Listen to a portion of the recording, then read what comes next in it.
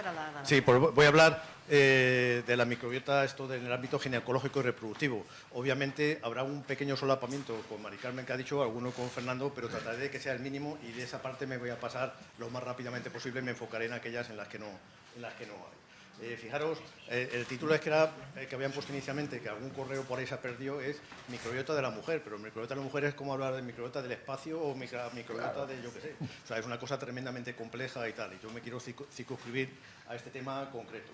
Claro que muchas veces ahora hay definiciones recientes de salud de la mujer en el sentido de cosas que son peculiares a las mujeres y que los hombres no tenemos, de tal, pero también cómo afecta la salud específicamente en cosas que sí que son comunes de una forma especial o particular a las mujeres. Y obviamente el ámbito ginecológico, obviamente cae aquí de lleno, ¿no?, dentro de este ámbito.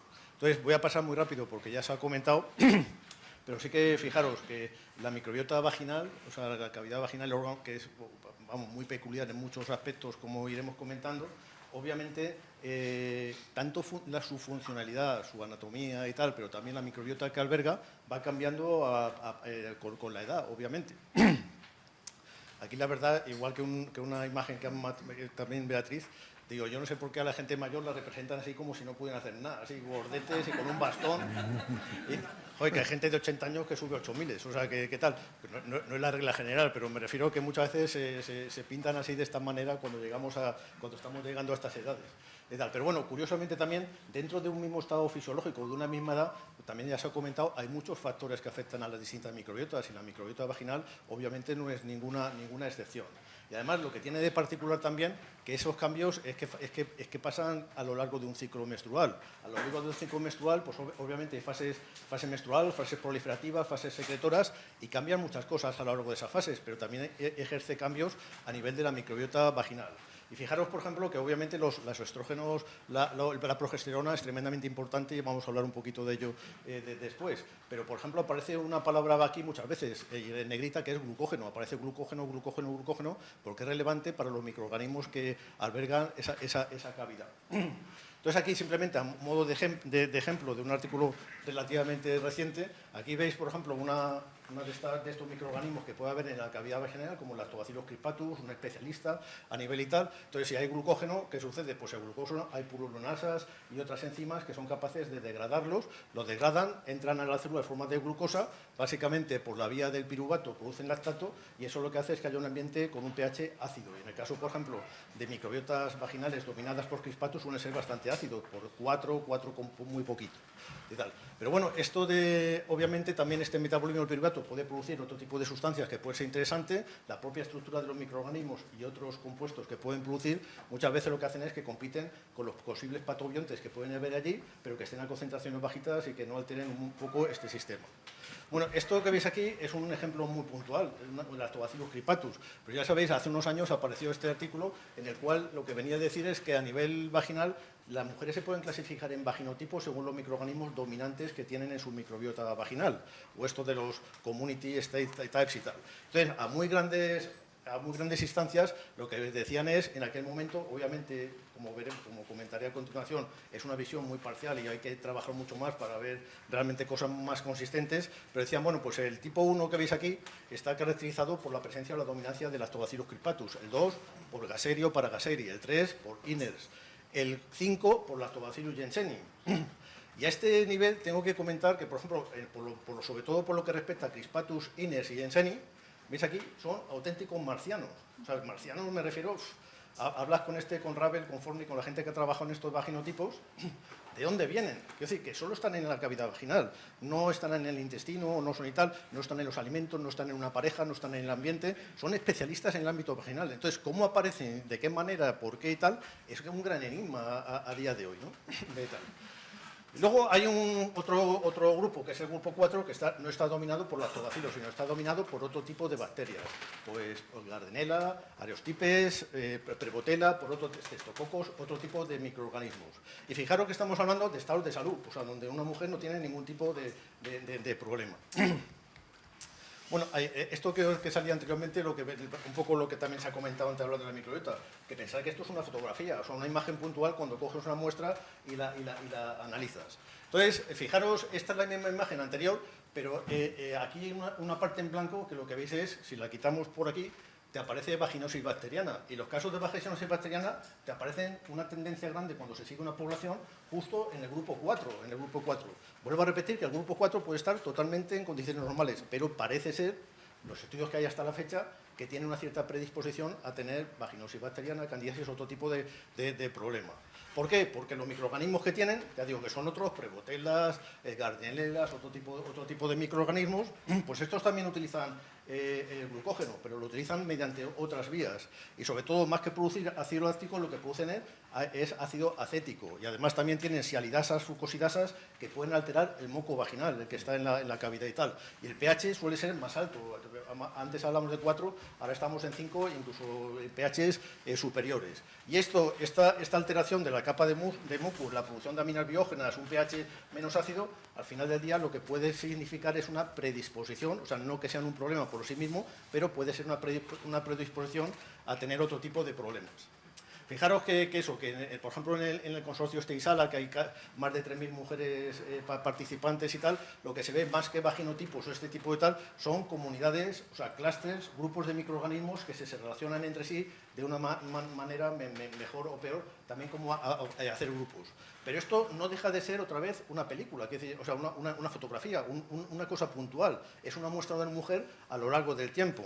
Fijaros que, por ejemplo, a lo largo del ciclo menstrual, una misma mujer puede tener cambios relevantes. Y aquí lo que se ve es la microbiota. Veis estos conorcitos azules así, que son lactobacilos y tal, pero veis, por ejemplo, como una parte importante de mujeres que tienen microbiota dominada por algún tipo de lactobacilo en otras fases de un ciclo menstrual, durante la menstruación, que es esta fase, pasa a tener un consorcio, un clúster de tipo 4, o sea, parecido al que tal. O sea, me refiero que esto es dinámico, que no es una cosa puntual. Ya digo, esto hace que también que sea bastante complejo pues estudio. Lo que veis aquí en la fase menstrual, hasta el 60% de las mujeres de este estudio presentaron perfiles enriquecidos en Gardnerella y otros anarios facultativos y no por lactobacilos. El caso es que no voy a meter mucho porque a Fernando a lo mejor y luego además es muy grande y tengo miedo, pues no me voy a meter un poco en sus cosas.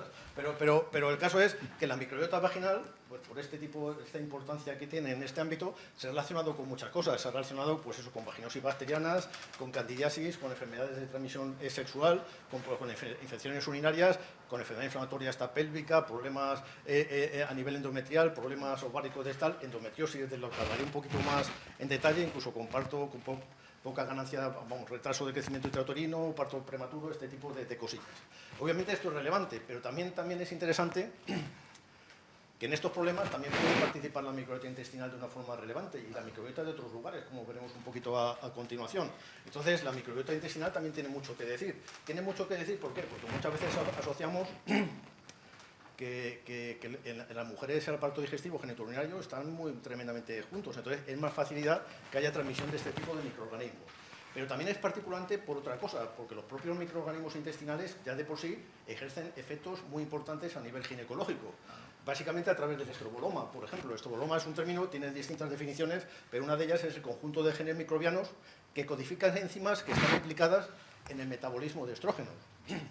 Claro, y ahí sí que es relevante, eso que pasa en el metabolismo de estrógenos y tal, el metabolismo de estrógenos porque es una cosa que se ha estudiado más, pero pasa también en el metabolismo de otras hormonas esteroideas. Pero pensar, por ejemplo, los estrógenos que se producen en los lugares donde se producen, en los ovarios, en las glándulas adrenales, en el tejido adiposo en algunos casos y tal, pero sobre todo a nivel ovárico, esos estrógenos en el hígado lo que se hace es que se conjuga, y se conjuga para que se pueda eliminar por la orina o se pueda eliminar por vía fecal, de tal manera que esos son inactivos. Los estrógenos conjugados no interactúan con los receptores de estrógenos, son inactivos en ese nivel. El problema es, si una vez que esto pasa al intestino para excretarse, si hay microorganismos que producen, por ejemplo, beta-glucuronidasas u otras enzimas glucuronosidintraferasas, otro tipo de tal, lo que te pueden hacer es desconjugarlo. Y al desconjugarlo, lo que sucede es que esto ya no se elimina por las heces, sino que esta forma ya desconjugada vuelve a pasar otra vez a la circulación enteropática. Y obviamente esto es relevante. Esto que veis a la derecha es un poco los mecanismos estos de conjugación, desconjugación. Cuando se añade a este tipo, por ejemplo, al estradiol, se añade grupos azúcares, glucuronos, todo este tipo de cosas, es la forma de conjugar y que se elimine ese exceso que hay. Fijaros, esto es un poco parecido, pero vuelves igual. Los conjugados se eliminan y tal, pero si tienes microorganismos que los desconjugan, pasan otra vez estrógenos libres al sistema porta, que pueden llegar, por ejemplo, a lugares como la glándula mamaria, y puede estar dentro de estas cosas tan desconocidas que hay, que esta relación entre la microbiota y en la oncología, que ha comentado también Mari Carmen, que es un tema tremendamente importante, relevante a día de hoy, al menos en el ámbito científico, ¿no? Entonces, obviamente, también, en el caso de las mujeres, obviamente los perfiles de estrógenos son, ya saben el curso que hacen, no lo voy a repetir aquí, ya digo que es un poco conocido, de tal. Pero obviamente también existen diferencias muy grandes entre las personas en los niveles de estrógenos libres circulantes y en el tipo de estrógeno en concreto en cada caso. Entonces, obviamente, cuando, por ejemplo, hay un defecto de estrógenos, se asocia con cierto tipo de problemas. Pero cuando hay un exceso de estrógenos, también en algunos casos se asocia con otro tipo de problemas. Entre ellos, por ejemplo, está la endometriosis. La endometriosis, sabéis que es un tema, o sea, una enfermedad también terriblemente desconocida en cuanto a la patogenia, este tipo de cosas, pero que es relativamente prevalente. Entonces, se estima que un 5 o 10% de las mujeres en edad reproductiva lo padecen. Y según la Organización Mundial de la Salud, dice que incluso está muy infradiagnosticado, o sea que posiblemente esas cifras sean bastante mayores de lo que pensamos. Y a día de hoy, solo con ese 5 o 10, sería 190 millones de mujeres las que tendrían ese problema, o sea que es un problema relevante. Sabéis también que supone la implantación y crecimiento de tejido endometrial fuera del útero, en zonas donde no debería haber ese crecimiento. Y realmente es una enfermedad sistémica. Pensando, no solo es una cosa ginecológica, uno de los sitios donde hay más receptores para este tipo de cosas, por ejemplo, es en el cerebro, en el sistema. O sea, yo digo que afecta y algunos de los síntomas derivan de esas interacciones que hay a nivel sistémico. Bueno, pues el caso que con este tipo de cosas, veis aquí un poco el metabolismo, cómo llegamos a la producción de estradiol, y especialmente a la 17-beta-estradiol. Y voy a comentar una cosa que como todavía no se ha publicado, que está enviado, Fernando no lo tiene ahí en la cartera y no se lo voy a pisar. Y es que, por ejemplo, lo que encuentras en este tipo de casos donde hay hiperestrogenismo local es que aumenta la actividad, esto que veis aquí, los niveles de aromatasa, pero también aumentan un montón los niveles de 17-beta hidroxiesteroide deshidrogenasa de tipo 1, que son los que llevan todo esto a la producción de estradiol final, de tal manera que haya niveles muy elevados de estrógenos circulantes. Sabiendo estas rutas metabólicas y teniendo una colección grande de bichillos, bueno, pues a ver qué bichillos tenemos aquí que sus genomas tengan este tipo de información y otro tipo también de pruebas adicionales. Y lo que vimos es, ya digo, que estuvimos analizando cómo ciertos microorganismos intervienen en el metabolismo de la astrona, del estriol y del estradiol. Y vimos que había algunos que tenían una capacidad grande para metabolizar el exceso de 17-beta-estradiol a nivel intestinal, pero otros además tenían una capacidad grande para volverlos a conjugar, y que son propiedades que son interesantes para este tipo de propiedades. Ya digo, como esto es una cosa nueva, lo voy a comentar, lo que hicimos es un ensayo piloto. Un ensayo piloto quiere decir que no vamos a ponernos aquí un ensayo clínico con un montón de personas si no sabemos ni si esto funciona. De la teoría a la práctica, obviamente, pueden haber diferencias importantes. Entonces, lo que fue, ya digo, con el servicio de ginecología del Hospital Quirón de Málaga y de la Paz de Madrid, pues 2 grupos de mujeres, eran 37 mujeres, más o menos la mitad del grupo, se le daba la cepa o se le daba un placebo, pero todas ellas estaban tratadas con Dionogest, que es un medicamento de referencia para este tipo de patología. O sea, no iban sin medicamentos, simplemente añadido al tratamiento un poco de referencia. Y fijaros que es curioso porque muchas veces lo decimos y tal, y la gente está muy interesada en el microbioma, pero el microbioma vaginal, sobre todo cuando lo haces a nivel metataxonómico, que vas a nivel de géneros con mucho y tal, en una cosa que está muy dominada por lactobacilos, que te aumenta un poco más, no te sale un cambio significativo en la microbiota. Pero sí que hay una cepa nueva que está por ahí a concentraciones, significa un cambio real en la microbiota, pero no lo detectas, por ejemplo, en un análisis metataxonómico, ese tipo de cosillas. Lo que sí que lo ves es, por ejemplo, en este tipo de cosas, que fijaros, hubo una reducción hasta el 50% de los niveles de séricos de 17-beta-estradiol. O sea, que es una cosa ya realmente que puede ser relevante y además una diferencia significativa antes y después y también con el grupo placebo. Y entre los parámetros inmunológicos que miramos también, fijaros, nos llamó la atención una cosa que es un poco contraintuitiva, que lo que veíamos es que los valores de interleuquina 10 se reducían en un 60% en las mujeres que tenían, o sea, las que mejoraban y tal. Y fijaros que siempre hemos pensado que la interleuquina 10 es una cosa antiinflamatoria, que tal.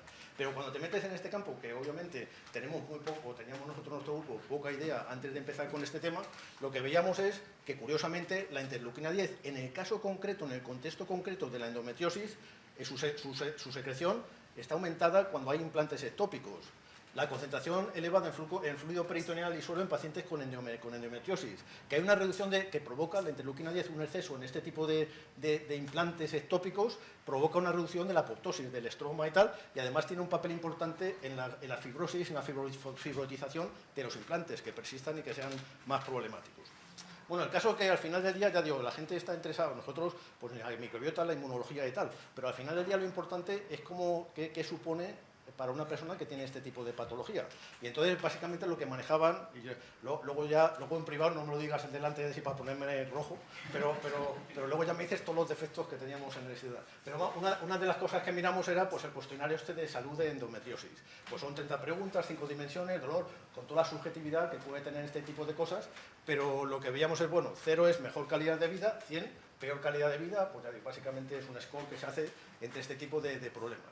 Y fijaros que en tres de las cosas por separadas, al inicio o al final, había una diferencia estadísticamente muy significativa, pero además que no se veía en el grupo placebo, que es curioso.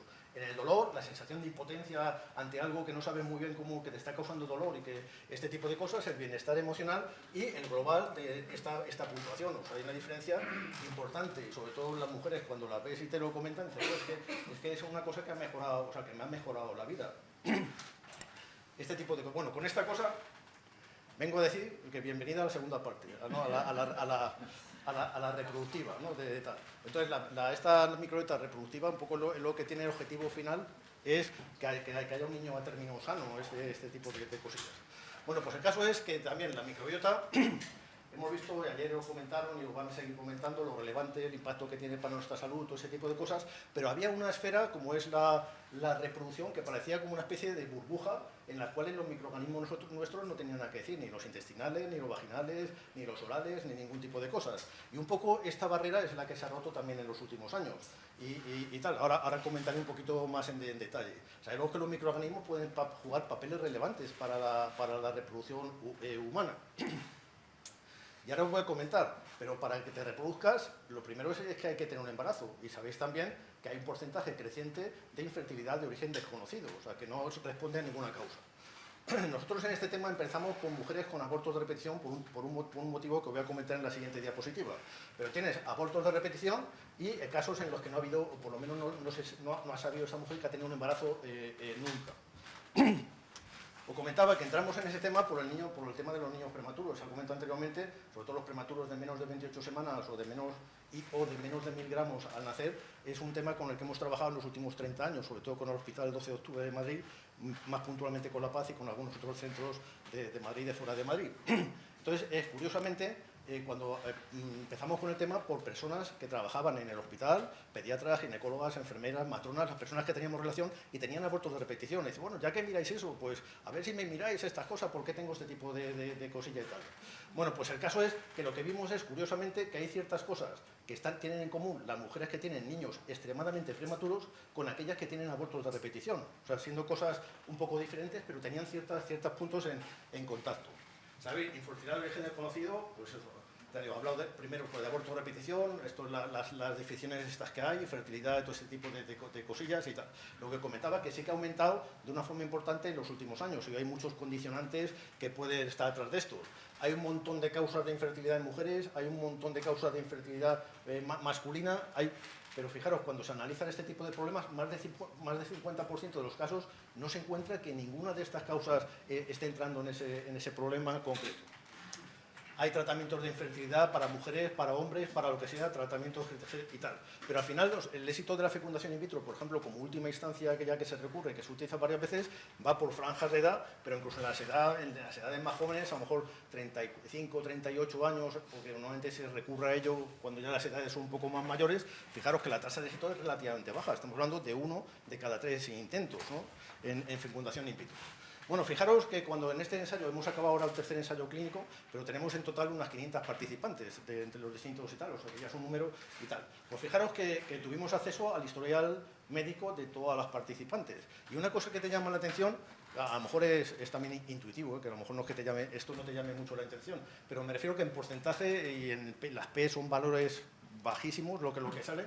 Fijaros, en global, las mujeres de los grupos control, porque siempre lo hemos comparado con mujeres que han tenido 2 o más hijos sin problemas, sin tener y tal, lo que veíamos es que las mujeres control, solo el 14% reportaban infecciones vaginales, historias de infecciones vaginales o infecciones urinarias, mientras que aquellas que tenían aborto de repetición o infertilidad de origen desconocido, el porcentaje era mucho mayor, notablemente mayor.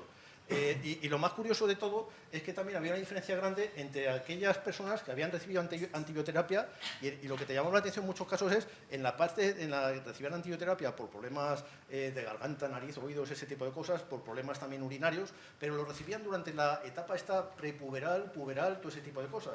Y fijaros que estos microorganismos, cuando empiezan a haber estrógenos circulantes, es cuando se empieza a desarrollar esta microbiota intestinal. Los lactobacilos vaginales son muy dominantes en algunos casos, en los casos que os he comentado anteriormente en las mujeres, pero también son súper delicados. O sea, los antibióticos es un factor que aumenta el riesgo de tener una candidiasis o otro tipo de problemas. Digo que son cosas estas que te llaman la atención, ¿no? Bueno, en global, tal. Fijaros que analizamos un montón de parámetros microbiológicos, inmunológicos, metabólicos, todas las cosas estas que te pueden venir a la cabeza. Pero aquí os voy a mostrar los únicos en los que vimos diferencias. Y los únicos que vimos diferencias, es que creo que no señala esto, bueno, los únicos que vimos diferencias fue en cuanto al pH y a la escala Nugen. La escala Nugen se miran el tipo de microorganismos, el número que hay, la morfología que tienen, y te dice si es más sano o menos sana esa microbiota vaginal. Pues aquí lo que veis, siempre cuanto se aumenta es peor salud vaginal. Y en el aborto de repetición e infertilidad lo que estaban es muy aumentados comparado con las mujeres control. Fijaros aquí, otra de las cosas que nos llamaron la atención es que la TGF-beta1 y la TGF-beta2, el factor de crecimiento de endotelio vascular y el recuento de lactobacilos, pasaba justo lo contrario, que estaba muy disminuido en estos dos grupos en comparación con las mujeres control. Lo que os comentaba también, ya digo que obviamente este grupo de tipo 4 puede suceder en condiciones totalmente normales y tener un embarazo y no tener ningún problema. Pero pues fijaros, cuando miramos el microbioma este análisis metataxonómico a nivel vaginal, lo que veíamos que en los grupos controles es que era masivo la presencia de lactobacilos, mientras que en los otros grupos había una diversidad bastante mayor, que también nos resultaba un poco orientativo.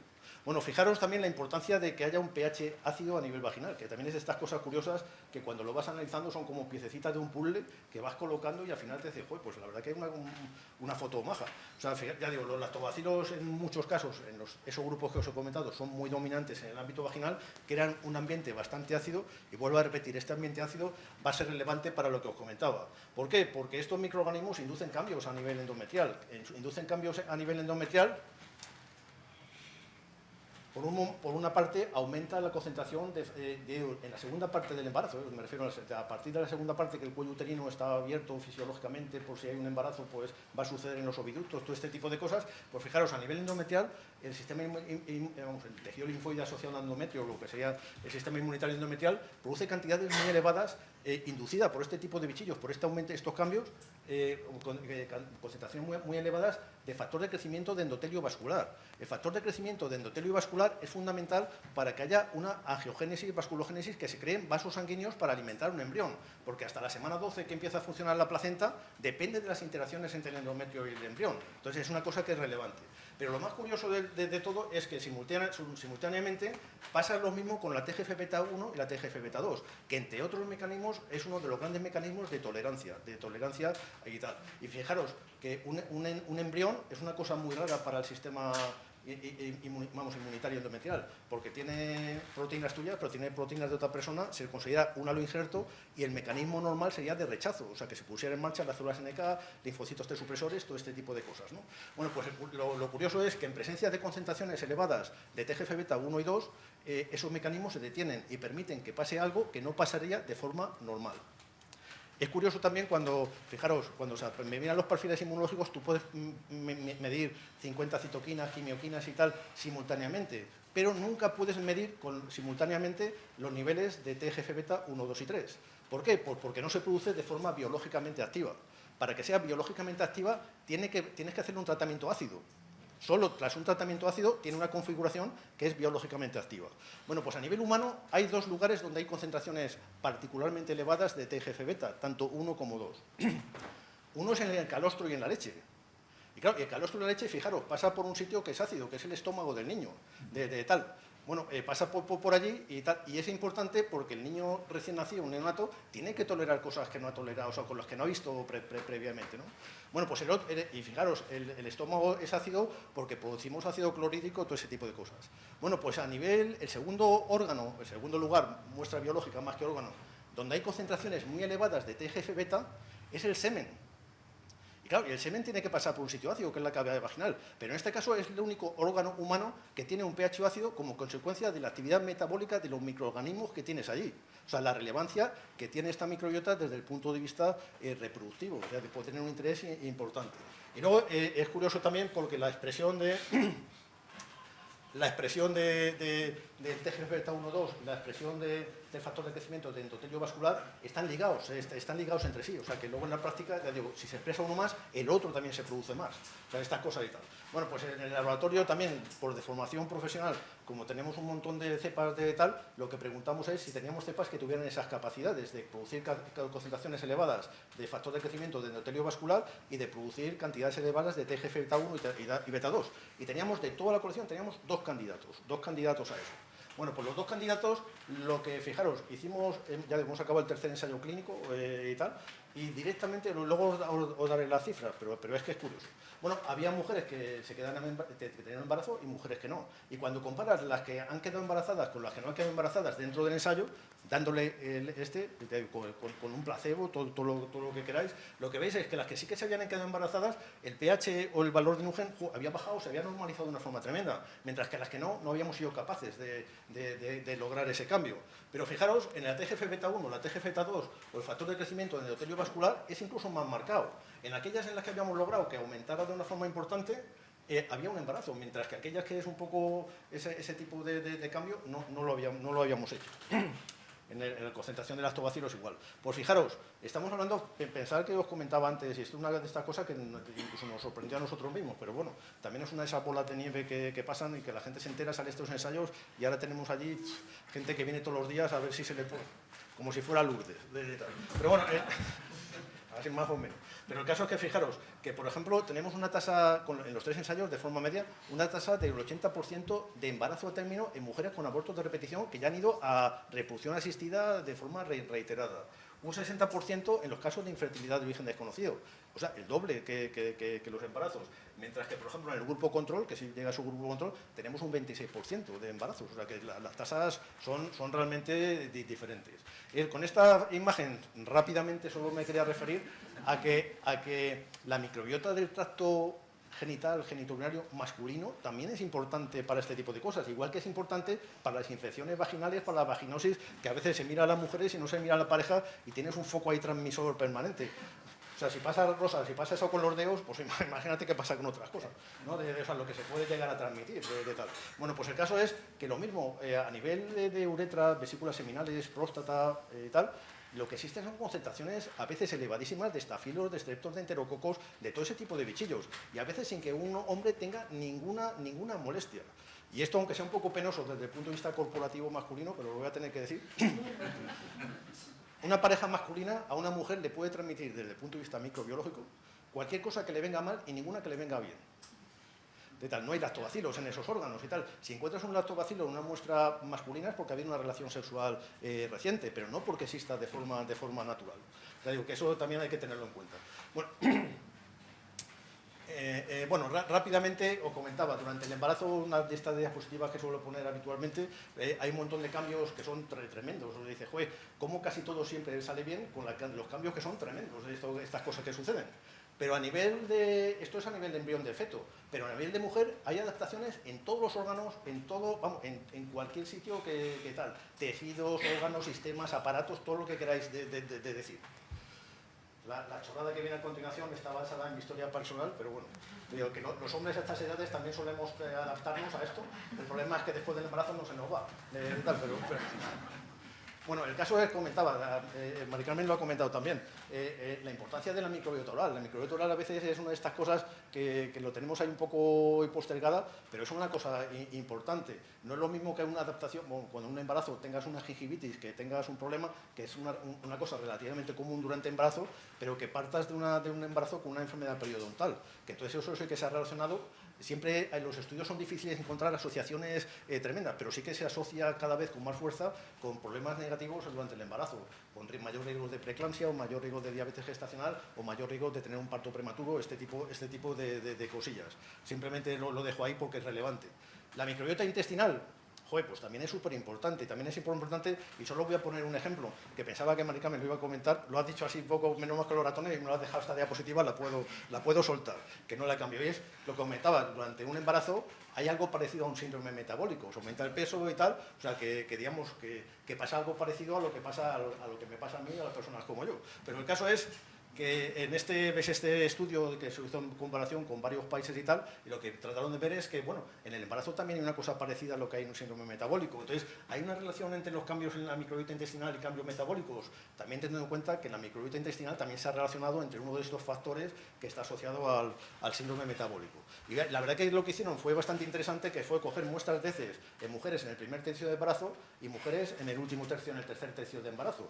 Y lo que vieron es que había grandes cambios en la composición y la estructura de la microbiota. Y de forma muy resumida, había una disminución del orden, sobre todo clostridiales, de los productores de butirato y tal, y un aumento de enterobacterias, sobre todo, ¿no?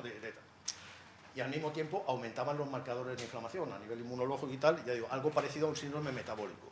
Y curiosamente, cuando pasaron unas semanas posparto, digamos, analizaban otra vez las muestras de heces y se volvía, digamos, a una situación basal. O sea, que era una cosa como transitoria de tal. Bueno, también interesante lo que hicieron, ¿sabéis? Pues tan relevantes estas cosas que solo es para que Rosa venga aquí a hablar de vez en cuando, pero vamos, tampoco es tan importante esto del trasplante fecal. Tal. Bueno, pues el caso es que lo que hicieron fue precisamente, imaginaros, las heces con su propia microbiota de mujeres en el primer tercio de embarazo, se lo inoculaban a ratones. ¿Y qué pasaba? Pues no pasaba nada, los ratones adquirían de una forma parcial esa microbiota, pero estaban tal cual estaban. Pero ¿qué sucedía? Cuando cogían las heces de mujeres en el último tercio del embarazo y se lo daban a ratones, pues los ratones se volvían, tenían síndrome metabólico con resistencia a la insulina, con todo ese tipo de cosas que van asociadas, ¿no? Tal. O sea, ya digo, que hacían un perfil de ese tipo. Entonces, la inflamación y carencia de peso no asocia. Entonces, las conclusiones de su trabajo es que, bueno, que la microbiota, los cambios neuroendocrinos, los cambios metabólicos y los cambios inmunológicos en esa fase están relacionados entre sí, y que esto es beneficioso porque aumenta la transferencia de energía al feto y prepara para las demandas energéticas también importantes para una lactancia. Hay otro grupo, un trabajo de otro grupo de Valencia, de Pilar Francino, que también es interesante sobre este tema del gasto energético. Lo que comentaban también, y lo habéis preguntado, lo de la microbiota que está también de moda, si existe en la placenta o no existe en la placenta. A día de hoy no existe y tal. Se habla de quitomas, ¿no? del ADN de microorganismos que encontramos en los kits de biología molecular y este tipo de cosillas. Pensar que para que haya una microbiota tenemos que ver microorganismos prácticamente en toda esa población y qué estructura tiene y qué papeles juegan. Y a día de hoy esa no es la situación. Pero venía un poco esta diapositiva anterior simplemente para comentaros, pero los metabolitos que hay en la microbiota intestinal sí que son relevantes, sí que llegan a ciertos sitios y pueden tener un papel relevante durante esta etapa. A nivel hablamos, la microbiota también urinaria, parece siempre de estas cosas hay un poco y tal, pero existen microorganismos en el ámbito urinario de forma regular. Y en este caso, en estos casos y tal, imaginaros que aumenta la presión, aumentan las enterobacterias en el ámbito y tal, aumenta la presión del feto sobre el útero de forma creciente. Entonces, las infecciones del tracto urinario también aumenta, cistitis, todo este tipo de problemas. No me voy a meter en detalle, pero esto sí que es una cosa común, ya digo, de mujeres mayores tras y tal, y voy a hacer, bueno, no, a lo mejor no lo va a comentar, voy a hacer un spoiler, y luego se lo preguntáis, si lo cuenta y tal, porque es una cosa súper interesante. Al final del día, lo que causa infección del tracto urinario te viene del intestino, entonces el trasplante fecal puede tener consecuencias a veces que no preveías, ¿no? Entonces, esta la voy a pasar, ya digo, porque simplemente lo comenté y tal, el tema de las biopelículas y tal. Y a nivel vaginal también hay cambios, obviamente durante el embarazo. También es cierto que aunque siempre se dice que aumentan los lactobacilos, que es menos diversa y tal, pero también es cierto que, por ejemplo, algunas infecciones oportunistas, candidiasis, también aparecen, especialmente en el último tercio y tal. Y lo que quería un poco llamar la atención y tal, si no lo va a hacer Fernando luego, es que también las enfermedades de transmisión sexuales, por lo menos en los últimos años, se está viendo que están aumentando. Y lo que hay en la cavidad vaginal es lo que hay en la cavidad vaginal, bueno o malo. Entonces, la forma de adquirir esta microbiota durante el embarazo y tal también es relevante. El cuidado que hay que tener con todo este tipo de cosas. Esta es una foto de aquí, de estos hospitales de Madrid que os comentaba, de casos de estos de sífilis que decían que hace unos años que difícilmente lo veían y ahora ven una vez a la semana, una vez al mes, o sea, casos de estos de sífilis congénita en este caso. Esto, bueno, iba a ponerlo así más crudo, pero menos mal, como la pantalla no se ve bien, el nacimiento del niño, ya hemos dicho el embarazo, el parto, es un intercambio de microbiota de todo tipo, de todo lo que queráis, o sea, vamos, ya te digo que este tipo de cosas, incluso para que lo atienden, o sea, puede ser también un trasplante de microbiota. Entonces, lo que se ha comentado anteriormente, obviamente es una experiencia distinta al nacer mediante una cesárea. Y fijaros, lo ha comentado también Mari Carmen y tal, todo el trasplante de material vaginal, todo ese tipo de cosillas y tal, ¿no? Que puede restaurar. Pero fijaros también que un año después, en la misma revista, apareció otro artículo que decía que, bueno, puede haber cambios, pero que al cabo de cierto tiempo los bichos tienen que están donde tienen que estar, de alguna manera y tal. Y a lo mejor no todo es blanco ni negro, obviamente se ha comentado también anteriormente.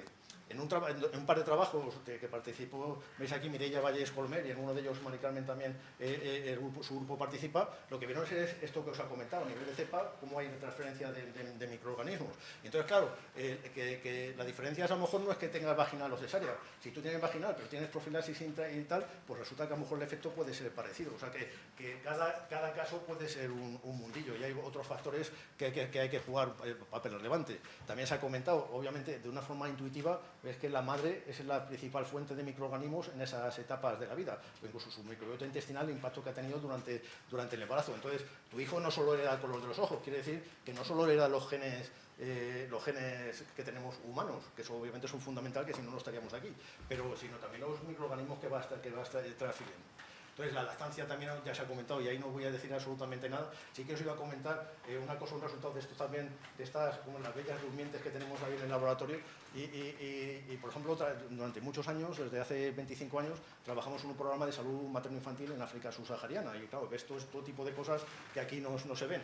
Entonces, fijaros, por ejemplo, allí, estos son datos de ahora, la tasa de VIH a lo mejor es del 30% entre mujeres en el momento del parto, que es tremendamente elevada.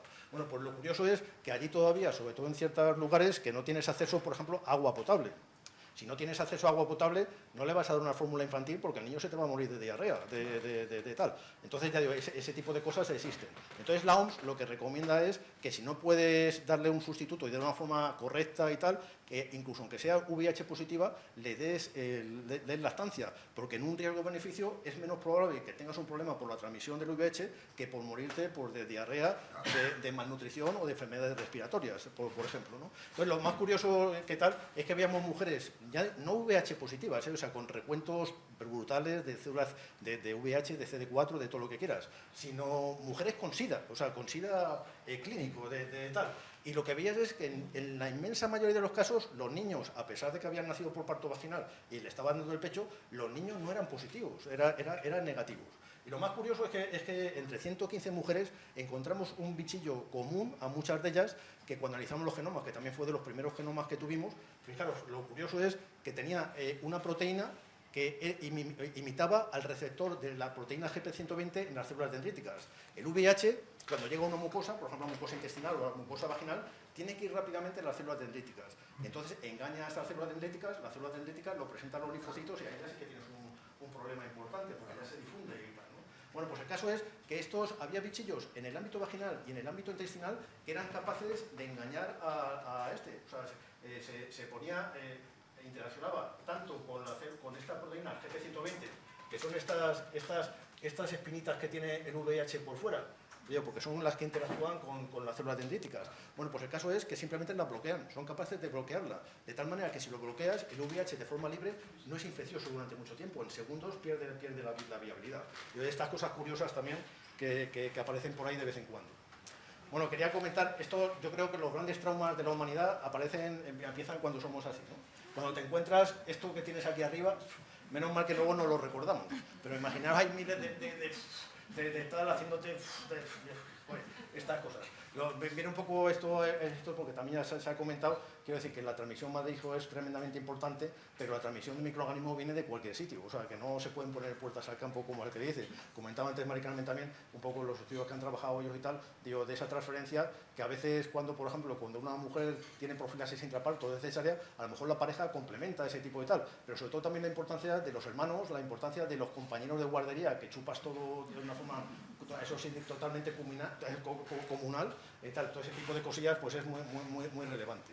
Entonces, los 1000 días que se ha comentado son importantes por todas las funciones que van a tener a medio y largo plazo.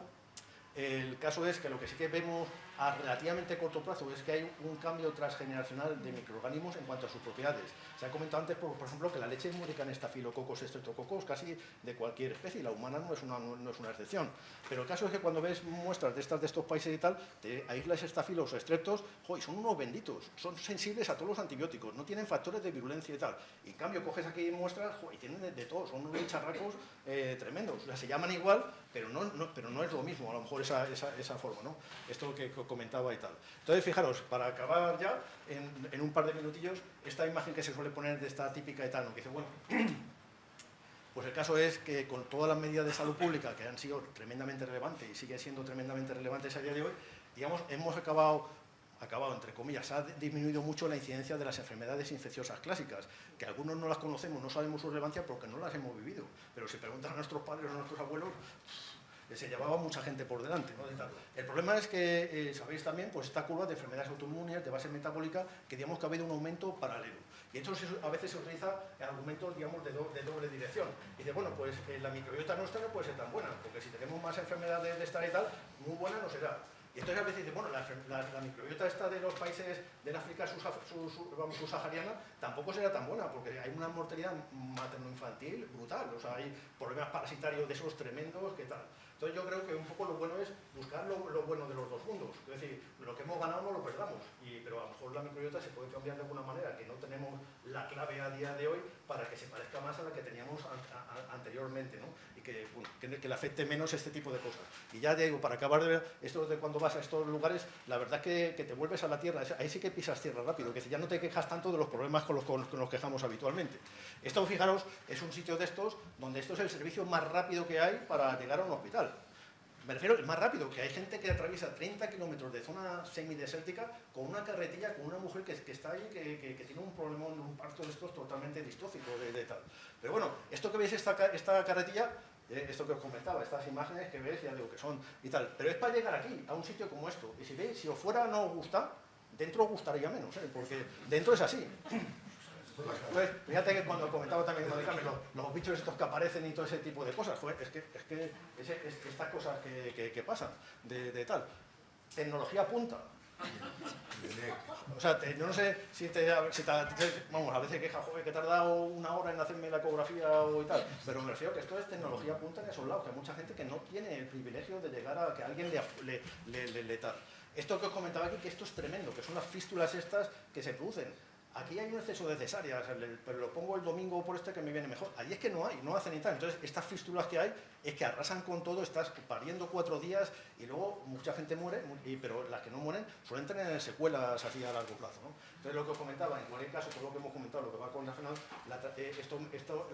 tal y como se coloniza nuestra microbiota en las primeras etapas de la vida, posiblemente será una, entre otras cosas, determinantes de cómo vamos a llegar a mayores. Pero el problema es que nuestro pediatra, cuando seamos mayores, con un poco de suerte estará muy mayor o ya criando malvas hace tiempo, pero ya digo, pero estas cosas obviamente existen y la microbiota forma parte de esta cadena de tal, ¿no? Y nada, ya con esto acabado. Muchas gracias.